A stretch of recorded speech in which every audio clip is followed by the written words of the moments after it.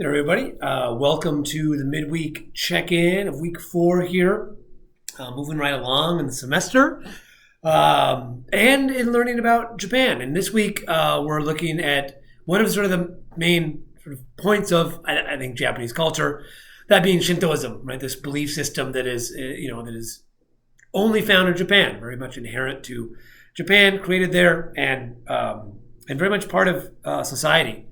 Everywhere, and sort of like Shintoism itself, it's everywhere, sort of embedded within nature, and all these kamis there. So hopefully you've learned a little bit about Shintoism this week.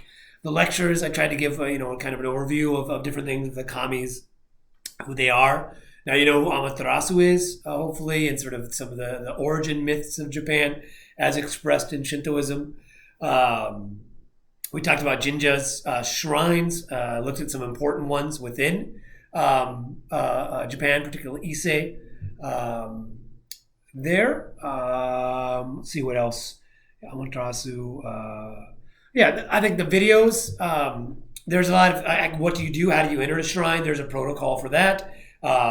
So watch that. And then some of the other videos about particular shrines. In Kyoto has a lot. Ise. There's really Shinto shrines everywhere in Japan. So if you're interested in writing a little bit about shrines, please do. So that's Shintoism.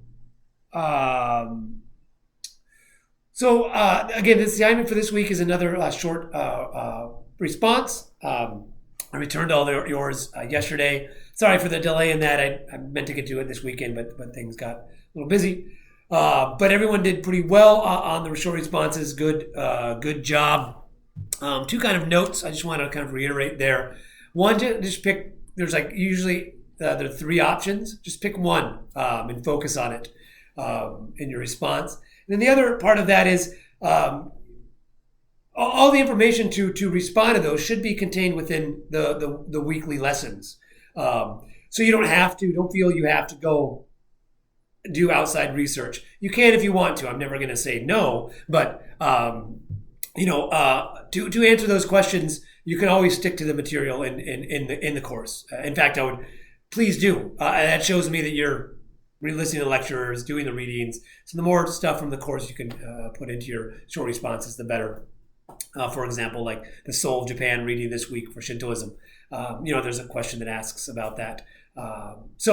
Those are kind of my ideas on the short responses. Now we know how to do it, and again, once you do it, you need to give 2 responses back to people as well, Friday and Monday. So read the instructions there. I also returned everyone's final paper topics. A lot of really good topics, a lot of really interesting ideas.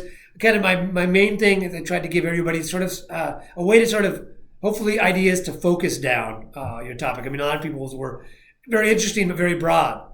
For example, like anime is a huge topic. So I think, or samurai, again, huge. A lot has been written about these topics. So I tried to kind of if you're going to do like anime, pick a specific one and talk about the history of that, and you can talk about or the cultural significance of that anime, but you can put in some history too. Where did anime come from, and then why is this one so significant? Or samurai, right? You can look at a particular period of samurai. A lot of it, the height of it was a kind of Kamakura period after post Heian, or in the Nobunaga unification period as well. Or you can look at Bushido, or you can look at a particular samurai weapon. Again, kind of try to be thinking about how to narrow that down a little bit. But the topics were all good. I think that's all the notes I have. If anybody has any questions about any of that, about Shintoism or short responses or any of that, please send me an email, and have a good rest of your week.